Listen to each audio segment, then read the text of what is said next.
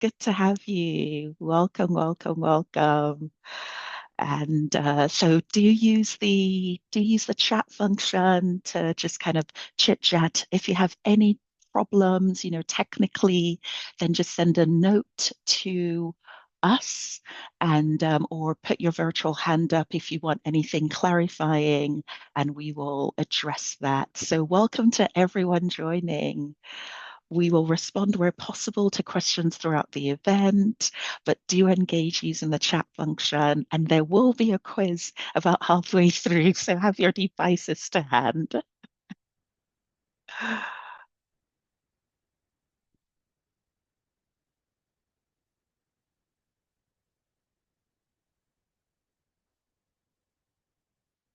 Hello, Simone. Hello, Sophia. Good afternoon. Really good to have you. Welcome. So we'll be starting at 5 minutes past the hour. So in a couple of minutes. Mark, it's wonderful to have you. Kim, welcome, welcome, welcome. Welcome, everyone. We'll be starting in a few minutes. A warm welcome to you. The webinar will be recorded. There will be time for Q&A at the end. That will not be recorded. But if you want to, please put any questions in the Q&A panel as we're going through, and we will respond where possible through the event. Feel free to engage using the chat function. Thank you for those who have started. Happy Friday, Simone. And there will be also an optional interactive quiz about halfway through. So do have your devices to hand. Welcome, Vicky. Really good to have you. Welcome, welcome. We'll be starting in a couple of minutes. Starting in a couple of minutes. So really good to have you. Welcome, welcome. Hello, Bertil. Really good to have you. Chanel, welcome. Really good to have you. Welcome, welcome, welcome. Shoku, so good to have you. Welcome. We will start at in a couple of minutes, so maybe 3 minutes. We will be recording. You would have probably got that notification as you logged on.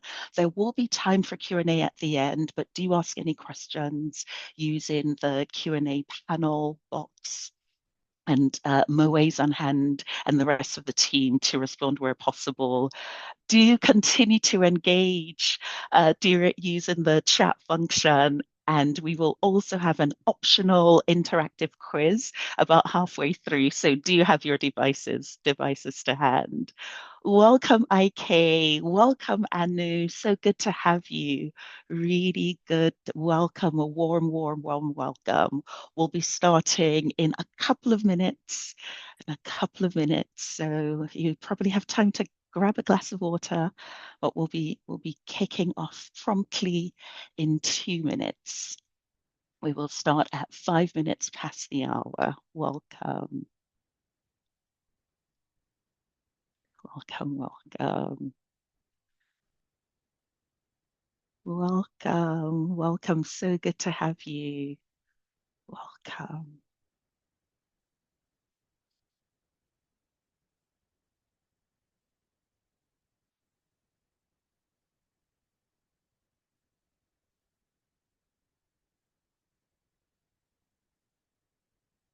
Wonderful. Good to have you. Hello, Sarah. Hello, Tafing. Good to have you. Welcome. Welcome, welcome. We will be starting in 1 minute. We'll be starting in 1 minute. So for those who've logged on, I anticipate that you heard the note around the recording. We'll be starting in 1 minute. There will be time for Q&A at the end. That will not be recorded, but do ask any questions using the Q&A panel, and we will respond where possible through the event. Do engage using the chat function as you already have, and there will be an optional interactive quiz about halfway. So do have your devices to hand. Okay. All right.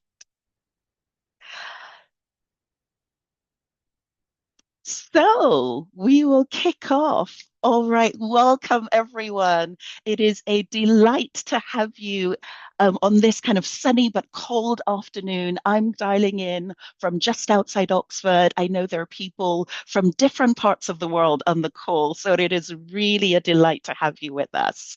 Welcome to the Turning Inclusion into Action webinar, where we will be introducing Delta Lens and Delta Lens 360, our latest solutions for applying the latest research on leadership and competencies necessary for the world in which we find ourselves today.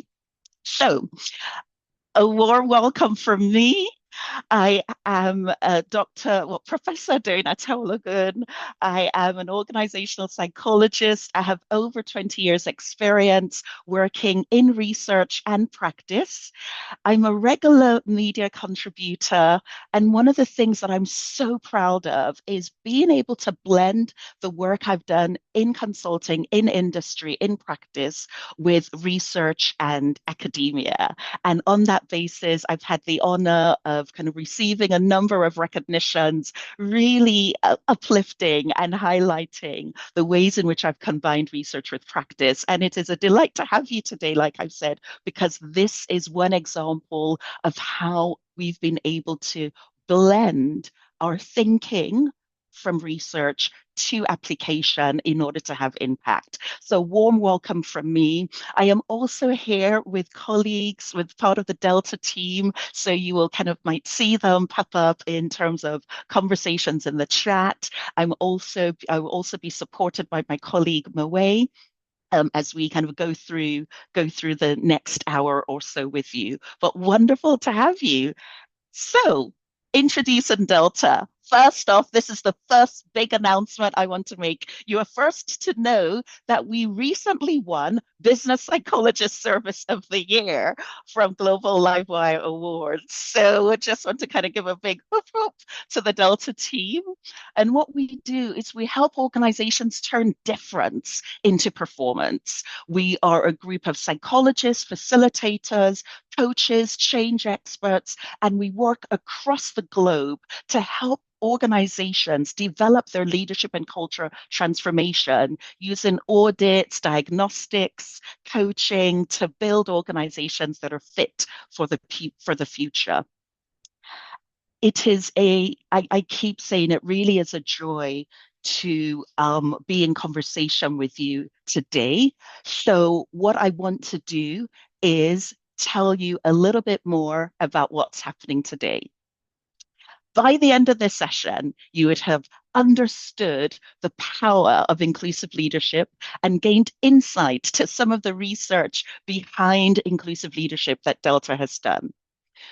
You would be introduced to an evidence-based framework to help you provide guidance for practical ways to bring fairness, belonging, and inclusiveness to life.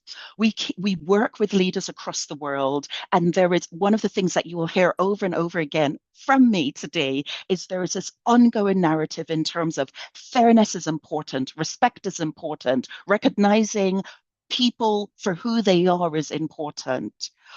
What we find over and over again is there is insufficient link between that desire, that intent to really bring fairness and belonging alive and the actual actions. And this is going to give you a solution for that.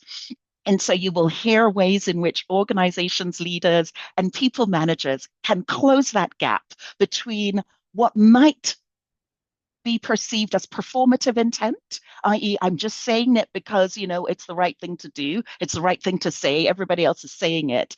And actual scalable, measurable impact. And there's so many of you on this call for whom I know that is important. And so it's a real honor to just have you in conversation. Now, to kick off the conversation or to kick off the webinar, I'm going to now hand over to my colleague Moe, and Moe is going to share a short video to introduce the concepts, the framework, the solutions that we're offering. Over to you, Moe. Thank you, Doyin. I'm about to start playing the video, so if you can't hear or see, just let us know.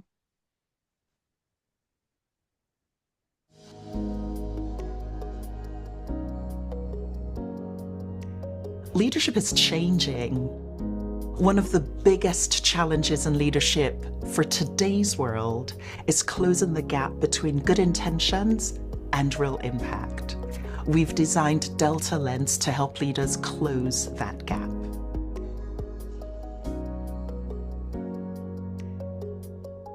Delta Lens is a leadership assessment tool unlike any that has come before. It's designed to help leaders understand practically how to show up. Often, a leader's challenge is not that they don't know what to do, but more how they consistently and more broadly do it while they're in busy roles.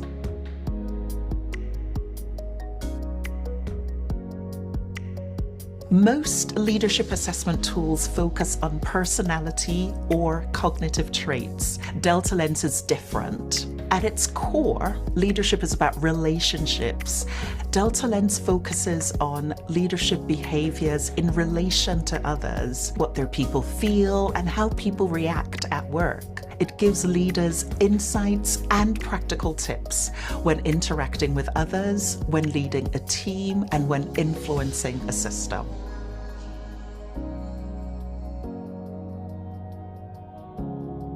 There's often a huge gap between what leaders intend and what their people experience. Delta Lens closes that gap by making the invisible visible and actionable, supporting leaders and managers to align their actions with their intentions and their values. Delta Lens breaks down leadership impact into three broad areas: how they act with others, how they lead the team, and how they influence the system.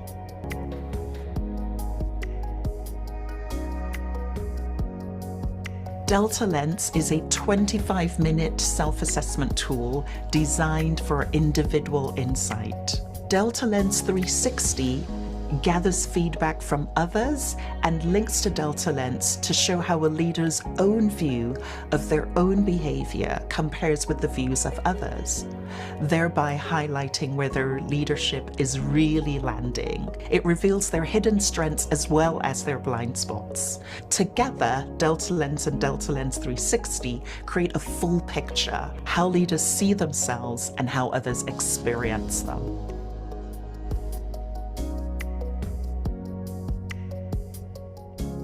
It's extremely simple and fully online.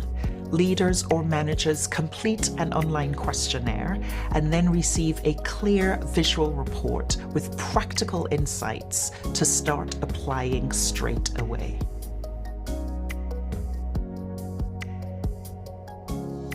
I've spent 20 years coaching brilliant leaders across sectors, corporate, third sector, government, who genuinely want to do better. They're just not sure how.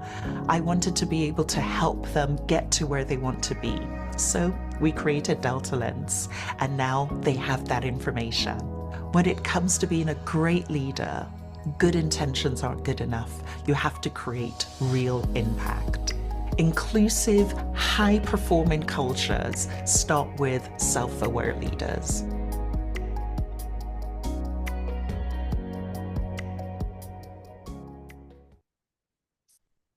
Thank you, Moe. So that's why we're here. I want to talk to you about inclusive leadership, the power of inclusive leadership, and give you practical tools with regards to the work that you can do and the opportunities that you have to share with your coachees or your colleagues or the leaders within your organizations. So moving on, Moe, I just want to check that you can see the power of inclusive leadership and research findings slide. Yes, I can see that. Excellent. Thank you. So I've been working on this for over 10 years in collaboration with colleagues within Delta, but with also within the British Psychological Society and within the NHS. And I wanted to start by sharing with you or reinforcing with you that the work that we're presenting here builds on 10 years of that combination of research and practice, starting with a review of evidence way back in 2014, funded by the British Psychological Society, that I led on the evidence of inclusive leadership, enhanced and reinforced by work I did with the NHS to develop inclusive leadership competency, reinforced by kind of paper and research that I did, publishing inclusive leadership practices in 2020, leading to an early version of the Delta Lens tool, which was updated based on psychometric British psychological standards in 2025. And what I want to do is just share with you some of the key ideas around psychometrics, because just to kick off, sometimes we may not have the full understanding of what it takes to develop a concept or an idea using psychometric standards. And so what Delta Lens and Delta Lens 360 are is they're not an ability test. So an ability test, typical ones are like IQ tests or verbal reasoning, and they're not personality assessments, for example, Lumina or Myers-Briggs. But it's a third way of using psychometrics. Psychometrics measures the human mind, and one of the ways in which you measure the human mind is by detailing systematically the skills and behaviors underpinning a particular set of ways of behaving. And so, what Delta Lens does is it measures a leader's propensity for adopting behaviors that create inclusion. It's based, like I've said, on our deep understanding of the evidence of inclusive leadership behaviors, assessed using statistically rigorous methods to understand what it is leaders need to do in order to bring alive or make practical inclusion so that they can get the best out of their people, so that they are empowered to perform. And Lens 360 measures those behaviors from the perspective of others. So this is what we're going to be talking about. I want to start by really reiterating, I know for many of us, this is an idea that we're familiar with, but I just want to reiterate the power of inclusive leadership in a diverse working world. Some of you may remember this image. It was on the UK news for a few years ago, and it just really captures both the institution of kind of the way we do things around here when we think about, for example, representing the UK, representing the monarchy, but also what are the ways in which the difference within the the culture or the context of the United Kingdom, how that shows up. And I want to use it as a framework for helping you understand and focus on the difference between being seen for your difference as well as being part of the team, which is exactly what inclusion and inclusiveness is. Many organizations that we work with, of course, like really for them, it's very important for them to think about what are the ways in which we can practice inclusiveness. Because it's not about, well, actually, I don't want to pay any attention to the people who are a little different within our organization. But what I want to highlight here is that the power of inclusiveness, based on the evidence, is about optimizing being seen for your difference as well as being part of the collective. And this is the basis upon which we have designed this tool, because inclusion is about seeing what makes you different and at the same time valuing people as part of the collective. It's about belonging and uniqueness at the same time. And when we think about the power of inclusiveness and we think about the power leveraged through leaders and managers, we can see that inclusive leadership is about making everyone feel valued for their uniqueness, connected to the broader goal and the team, and empowered to perform. And what I want to remind us on this call, on this webinar, is it is a critical capability for leaders and managers in today's diverse world. What are some of the trends? No matter where you are dialing in from, I guarantee you, and you probably have this in terms of your own experience, that difference is becoming much more a state of affairs in your workplaces. Globally, there are more women in paid work. There are more women in senior management. There are more women across male dominated industries. Globally, there are more generations working side by side than ever before. We're becoming more sophisticated with regards to the ways in which we are assessing or diagnosing hidden disabilities, diagnosing the range of neurodivergence we have within the human population. There is increased disclosure as well. So therefore, knowing and understanding different abilities, different able-bodied, different abilities when we think about able-bodiedness, but also invisible disabilities is becoming very prominent. We know for a fact that the professions in many parts of the world, there is upward social mobility, and therefore there is again a socioeconomic divergence, socioeconomic diversity across sectors, across organizations. And of course, with global labor market mobility, with migration, facets or demographic differences such as ethnicity, culture, religion continue to be more prominent in terms of the different ways in which people show up across workplaces. So, one key takeaway is workplace diversity is accelerating, and today's leaders must learn how to unlock the full potential of their people's diversity of thought, experiences, and backgrounds into tangible performance and success. Please continue to kind of comment in the chat if you have any questions, if you have any reflections, and Moe will pick those up as we go on. But this is really very much, there's so much wisdom on this call already. You know, I know some of the people calling in, so feel free to put your reflections in the chat as we go on. Diversity is a fact. Increased diversity, accelerating demographic differences, differences of thought, experiences, and backgrounds are a fact.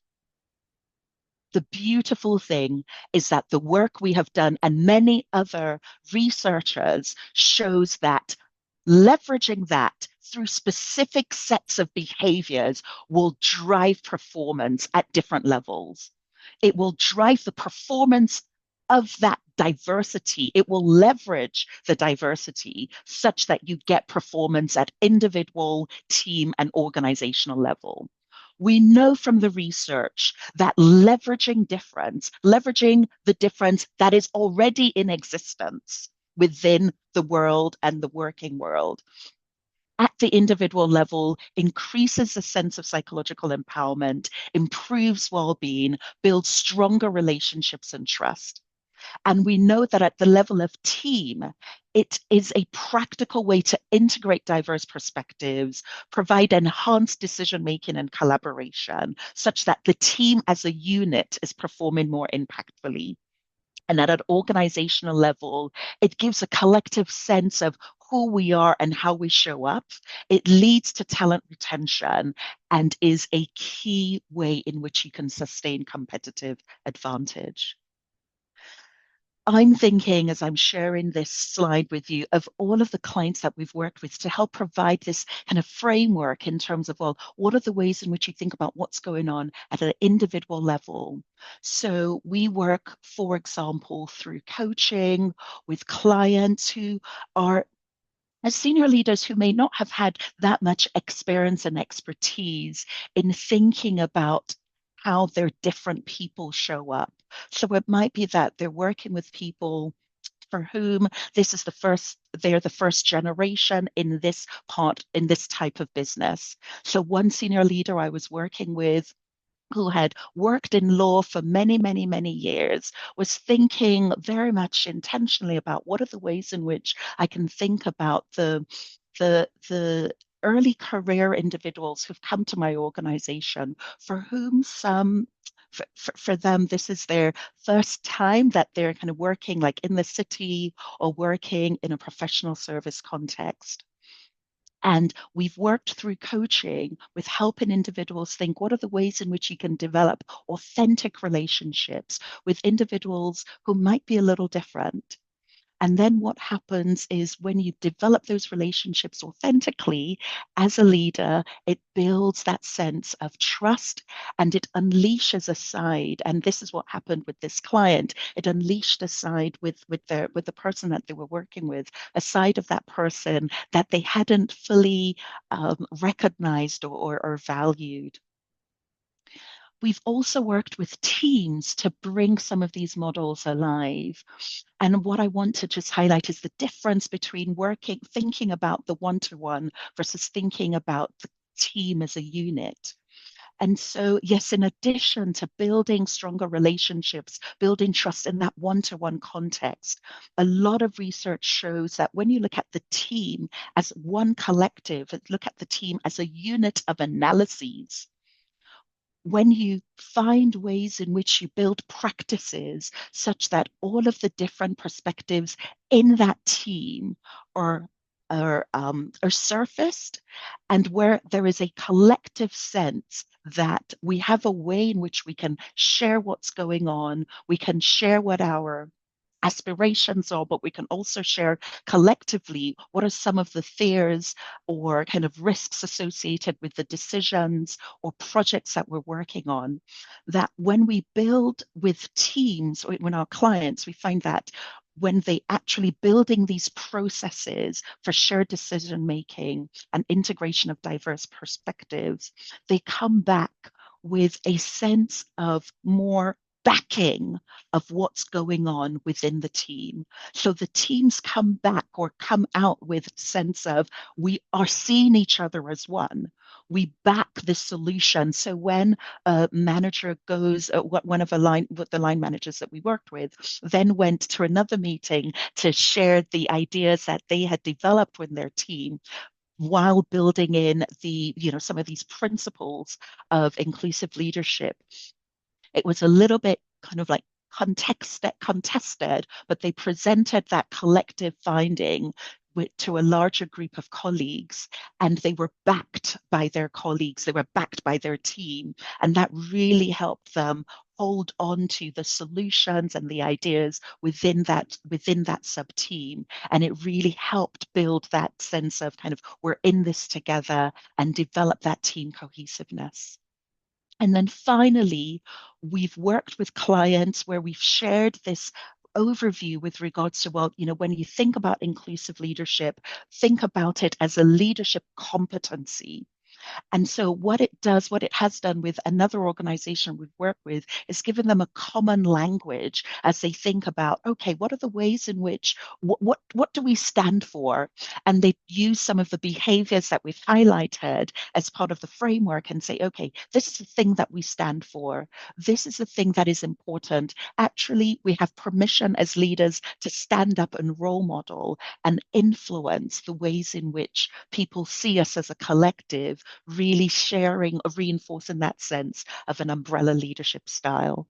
And so, what I wanted to do was just give you a few examples to bring some of this alive, to really harness that, reinforce the point that when you harness inclusive leadership, it drives performance at multiple levels. Now, we've done some research about this, but I want you to now start thinking, what does this mean for you? I want you to start thinking when you ready yourself to apply some of these behaviors, what is your position? What is your mindset? And so, just an invitation to try this 1 minute taster quiz, because we're about to go into a moment where you kind of, if you want to, you have insights in with regards to your own readiness to engage in some of these behaviors. So I'll encourage you to do that. I'll be quiet for a moment while you try this 1 minute taster quiz, should you want to. And I'll also invite you to share your reflections in the chat. You might want to share your result in the chat. You don't need to. There is no, compulsion to, but we'll just be silent for a minute while you do that.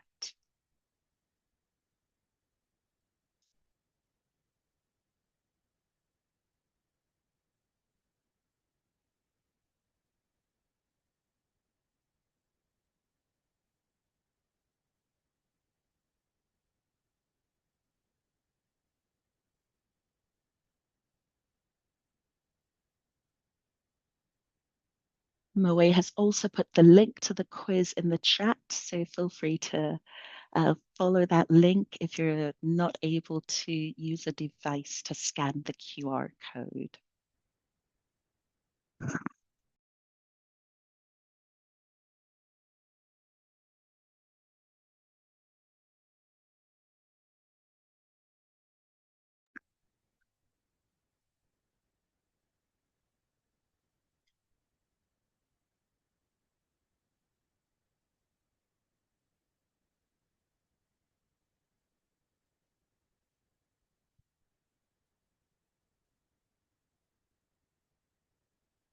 Half a minute. And if you're done and you want to, feel free to just pop in the chat your own responses, only if you want to.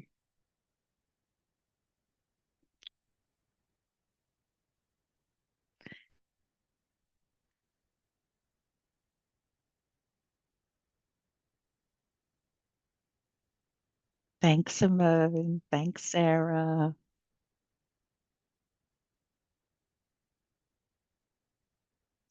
Oh, there's a theme. Thanks, Ingrid.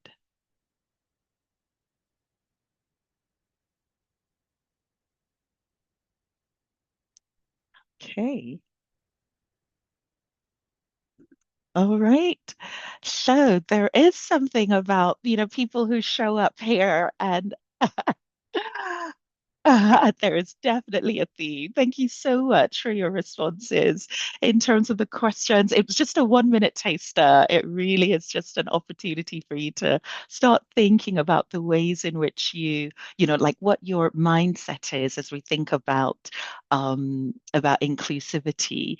And so I'm just going to continue with regards to the feedback, I beg your pardon, with regards to the responses. And I just invite you to just think about what your readiness is, your state of readiness. Like I said, this really is just a really quick overview or like a quick taster when you think about the different ways in which you work either, with yourselves or with your leaders and think about their readiness. And when we think about readiness, there are perhaps different stages that we can think about. We can think of, just like a steady start with regards to awareness. There might be a position of contemplation where someone is asking questions. There might be a position of inquisitiveness with regards to being ready for deeper insight and then taking intentional action. So, what I'd like to do as we think about this is now go straight into the framework to bring fairness, belonging, and inclusiveness to life. So, our model captures 12 behaviors underpinning inclusive leadership. Here is a sample of those behaviors. One of the examples, um, as you can see, or some of the examples relate to the level of acting, interacting at that one-to-one with other people. The second is the extent to which we lead or show up with regards to a team. And the third is around influencing at the level of the system. I would like you to pause now and just reflect on some of these behaviors. Like I said, these behaviors capture the 12 facets, or that the 12 behaviors capture the facets of inclusive leadership based on the research that we have done.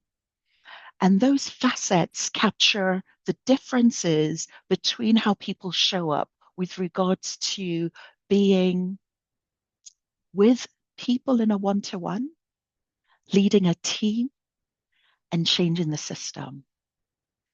One of the things that we found as we did our research that was particularly interesting was there was also an underpinning approach to fairness that influenced how people show up as leaders. And that we've described as the fairness approach. On one hand, there's an approach to equity, and on the other hand, there's an approach to equality. And so, one of the things I'd like you to think about as you think about your organization or the people that you're working with is the extent to which underpinning your approach to getting the best out of different people is that approach, I'm going to treat everyone the same. That is an equality approach. For some other organization or some other individuals, underpinning their approach is I'm actually going to treat people differently. And what the tool does is it highlights whether that approach, that second approach, the equity or the equality approach versus the equity approach. So let me just say it again. The equality approach is I'm going to generally treat people different. I'm so sorry. The equality approach is generally I'm going to treat everyone the same.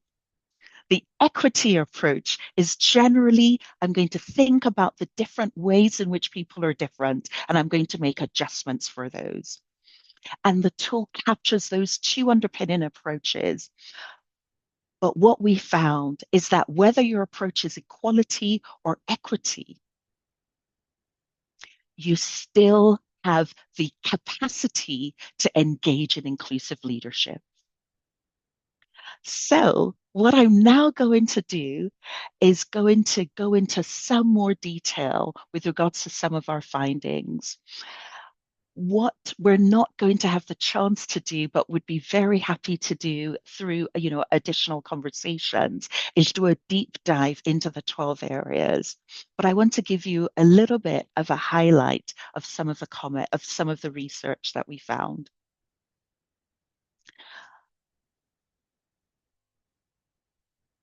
We looked at group differences on inclusive leadership behaviors, and we found that women outperformed men on adaptive coaching, which is the extent to which you think about what's going on with individuals, you think about the feedback you're given, you give it at a moment that's appropriate, you give it at a moment that reflects the individual's needs. Differential support, you think about that individual's development, you think about how it fits within the team, and depending on what's going on with the team, you think about the ways in which that individual can build their own competency within the team. And championing inclusion, being public advocates that inclusion at the organizational level, at the system level is important. And when I've shared this with some individuals, shared this with some leaders, particularly when I shared it with some female leaders that across the globe, so of different backgrounds, for them there was a sense of, well, actually, that feels quite natural. That feels like the ways it fits quite nicely for me with regards to the ways in which I want to lead authentically. But having said there are group differences and there are gender differences, we're not saying that the only people capable of adaptive coaching or differential support or championing inclusion are, a certain type of people. But one of the things that we're doing, we're working with another client, is we're helping them think about the ways in which they can uplift ways of relating to others, ways of leading others that really reinforces that relational facet. Because we are finding in this world, it is much more important to think about the ways in which you think about the different people that you work with rather than having an overly task focused or an overly top down approach, because this is the leadership for the future. We also found some interesting group differences from the perspective of age. And perhaps this wasn't overly surprising. What we found was that generally older individuals obtained a higher score on inclusive leadership than younger individuals. And one of the ways we make sense of this is it's probably based on experience, because generally speaking, older individuals would have a much more range of expertise and experiences in terms of working with different types of people over time. So there's a wisdom in there. There's kind of, they've had the chance to kind of like practice different things to flex different muscles as they're thinking about getting the best out of their different people. What was particularly interesting, another thing that was particularly interesting, was that we found that younger individuals actually preferred an approach to fairness that responds and pays attention to different starting points, r- rather than thinking about treating everybody the same. And finally, we also looked at differences based on ethnicity. And we found overall, when we think about overall scores, that people who identified as Black and or African had a higher overall inclusive leadership score. And this was especially so on championing inclusion. So again, there's a theme when we think about inclusive leadership as a leadership competency for a world where there is increasing, accelerating difference across gender, across culture, across disability, across socioeconomic background, across age. That perhaps there's something around individuals for whom their own experiences, their own lived experiences are along the lines of actually I can see how different perspectives, I can see how my own background, my own input, I can see how that could bring value to the collective. And therefore, I maybe have better, more of a routine or a habit of paying attention to that in other people.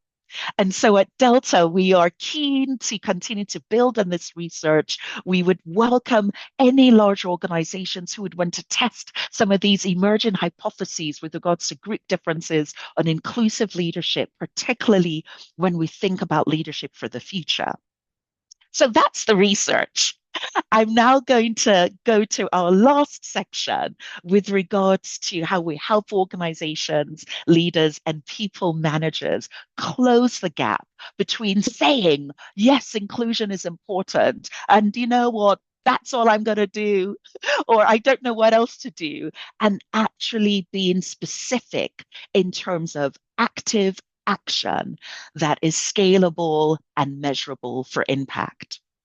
And so, some of you might be asking, well, no, so that's really interesting as you think about the impact or the application. How does Lens compare to some of the other tools or some of the other solutions that we use in our organizations? So wanted to highlight the difference between Delta Lens and other cultural intelligence tools or culture assessment tools. So, a culture intelligence tool would assess a leader's general ability for working across cultures, their propensity, their attitudes for working across cultures. A culture assessment tool will look at organizational culture and how people are engaged within that organizational culture.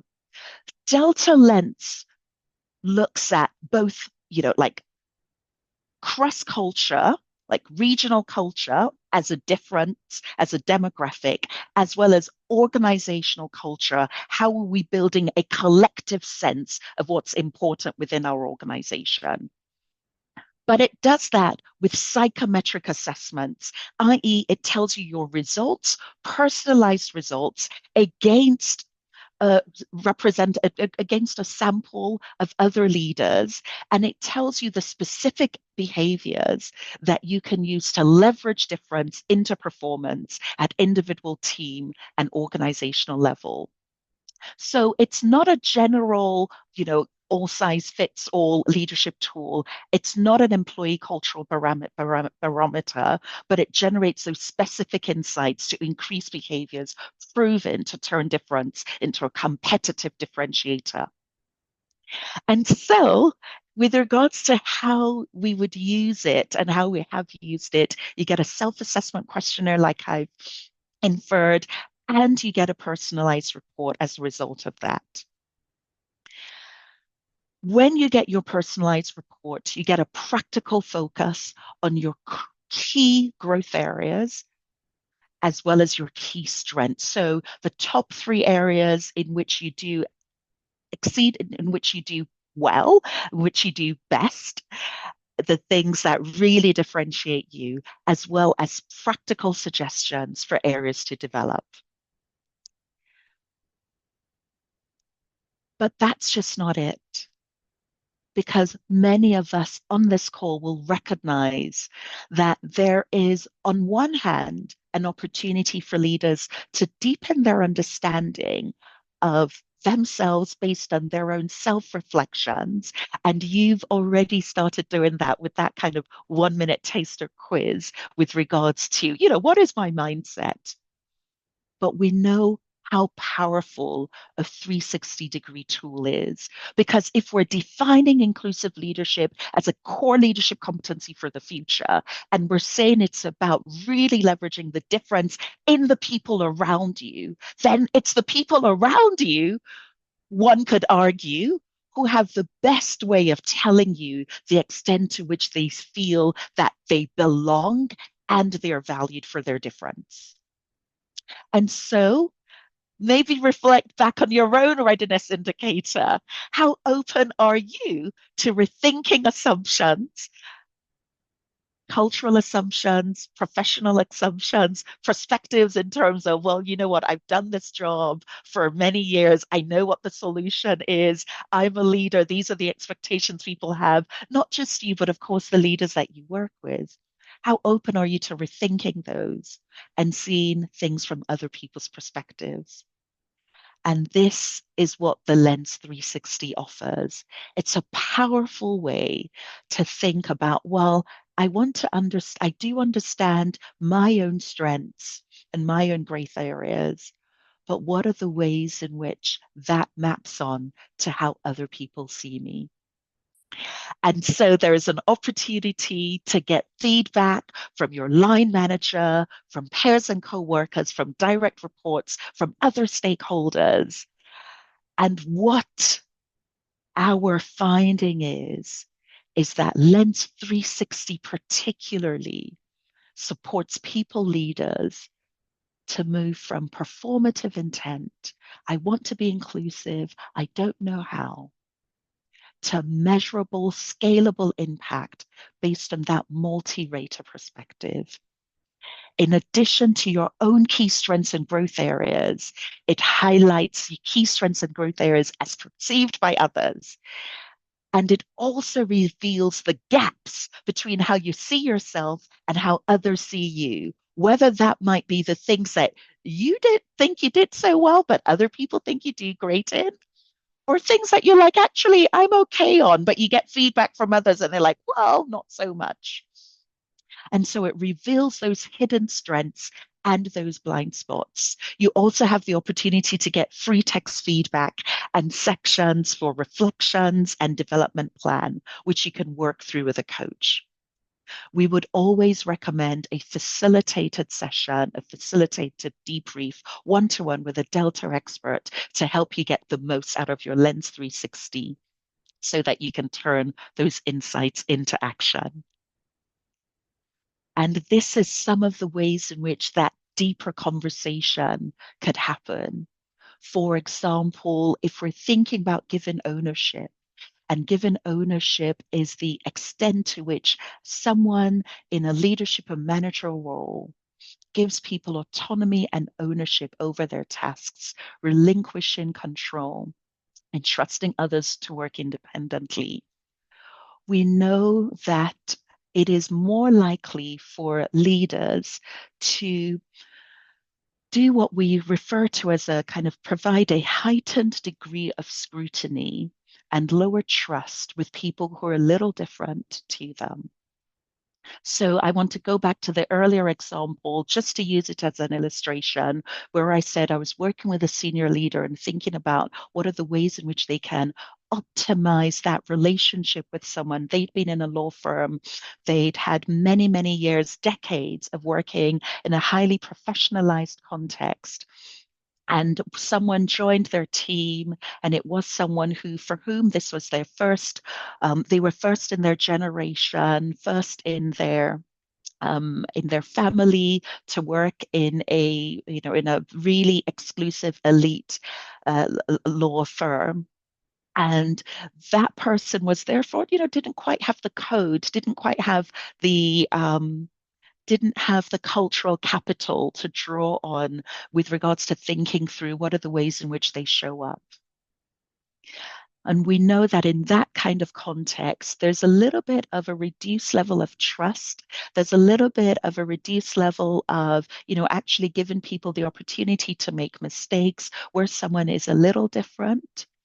And so, a true test or one behavior which we would encourage leaders, which I encourage this leader as well to engage in, is to think about how they are given that ownership and autonomy while not providing that heightened level of scrutiny. And so, what you might find when you fill in this questionnaire and ask other people to fill it in is you find that actually I'm ensuring that people just show up. We have an open culture where everyone can just kind of put their hands up and it's absolutely fine. And in my view, I rate myself as consistent. I do give people autonomy. And you might find that actually your direct report, some people, as we can see in this example, do say, I do get that sense of autonomy. So some people, as you can see, are rating this leader as a 5. But there's some people who are like, mm-mm, I'm not experiencing this from you as a leader. I'm not experiencing a sense of autonomy and ownership and trust to work independently without close monitoring. And so this gives you a real insight into the different ways in which you were being experienced. And it's exactly what we mean by closing the gap between intent. I want to give people autonomy. I believe I'm giving people autonomy. I believe I trust others to work independently and real impact. Well, you think so. One or two of your direct reports might agree, but actually, there's a couple of direct reports that don't. I do also want to say at this point that we've built into the system real ways in which you can kind of protect anonymity. And so very happy to let you know a little bit more about that. So what we do when we focus here is on helping the client coach through a coaching conversation, understand that they might feel or they might see themselves as being quite high in terms of given ownership, but it is very likely that they have a differentiated way in which they're given that ownership. That means they're not getting the best out of all of their people in that team or in the people who report to them. And like I said earlier, there are opportunities through the tool to then say, all right, what are the insights? What are the actions? What are the clear behaviors that we want you to build on? So this is another way in which we support organizations, people leaders, and managers as they're thinking about the ways in which they can turn their inclusive leadership intent into practical action. And the way we do it is through a platform called Evolve.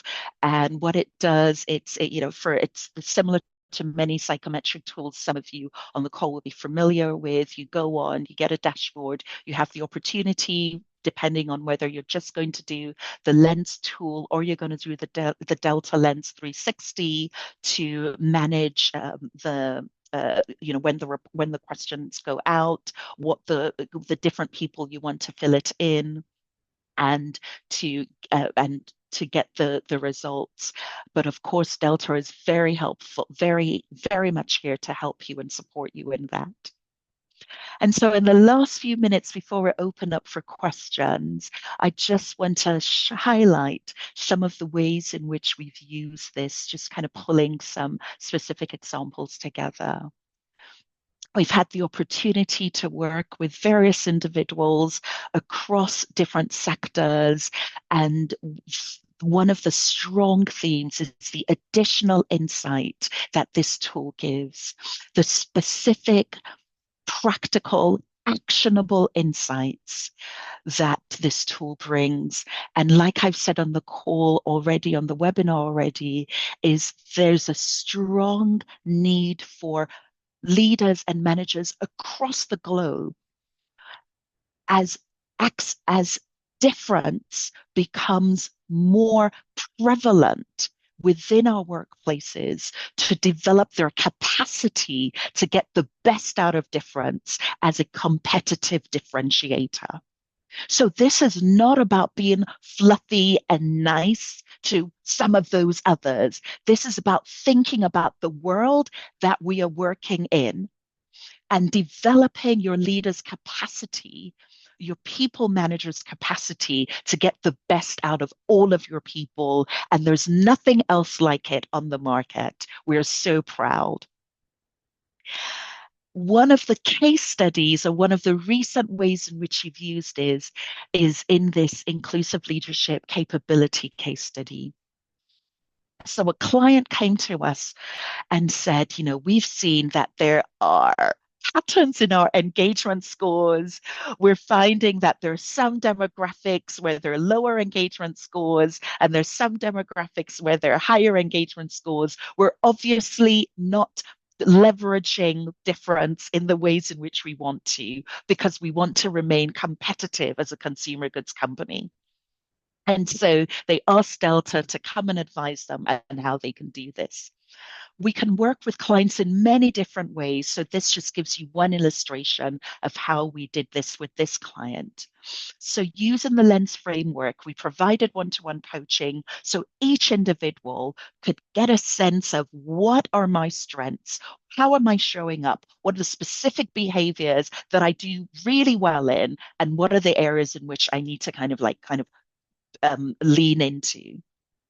We then led an interactive session, in-person session on inclusive leadership using the framework, bringing those behaviors alive, helping individuals who had strengths in different areas speak to each other. So, for example, if someone was high on given ownership, they would speak to a colleague around, well, this is what it looks like. These are the ways in which I do it. This is how I manage my time or my energy. This is how I manage my resources. If there was someone else who was really high on curiosity drive, which is around asking different questions, being open to challenge, then they would share with their colleagues, these are the ways in which curiosity drive, is important to me. These are the ways in which I find out about different people's kind of stories or their talents. This is how I know my people, and people would exchange their insights. These leaders would instate their insights. So it'd be expert led, but also really interactive for individuals to get a sense for themselves of what their team, what their colleagues, or what their cohort, the leadership cohort, is doing. And in addition to that, we presented for this organization an aggregate profile showing a clear pathway in terms of, as a collective, you're really strong on this. You do a lot of, for example, championing inclusion. You say inclusion is important. You ask what are the implications for building an inclusive business overall. But this profile is showing you're not so good at spotting when things are going wrong, at challenging unfairness, at taking a risk and calling things out. And so when your people hear you and see you, this is what they're seeing, this is what they're hearing. They're not seeing so much of it.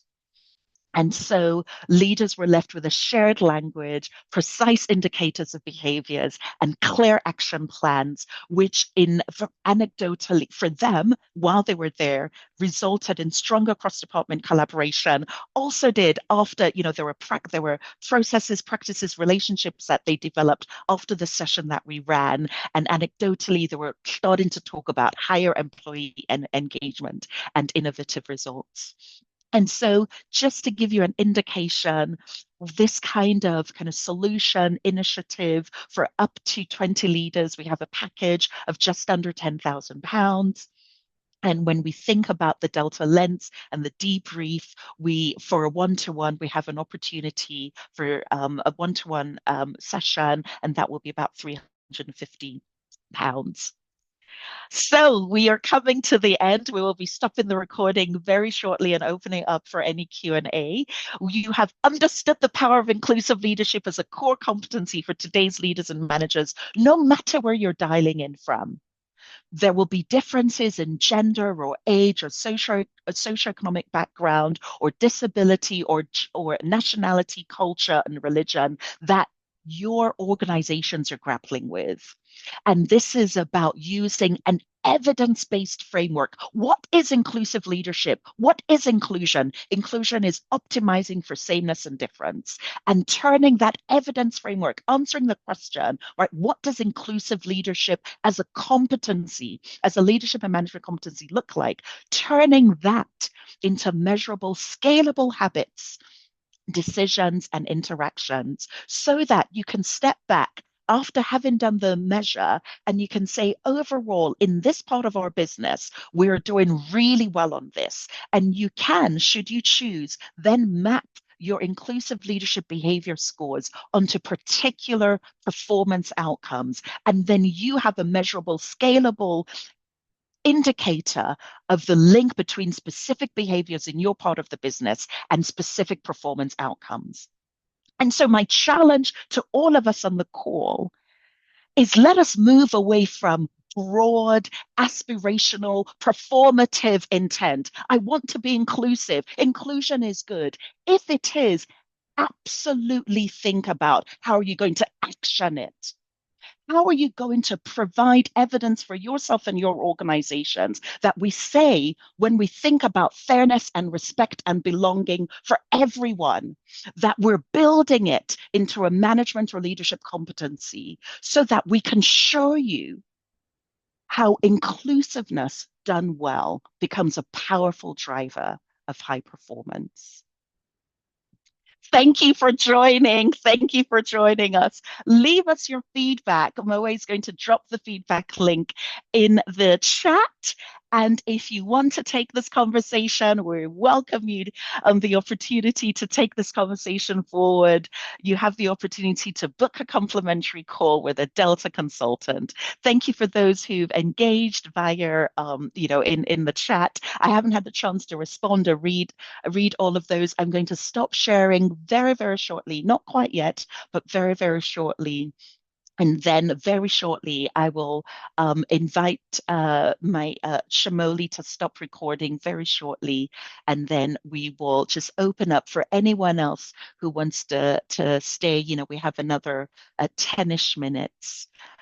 So I hope that you are left with provocative insights on inclusive leadership as a core competency, thinking about those three levels and thinking about how you're going to close the gap between performative action and actual impact. Please fill in the evaluation form. We would deeply appreciate your feedback. And if you want to book a complimentary call, we would welcome a conversation to take some of these ideas forward. Thank you so much. And thank you, Shamoli. You can stop the recording.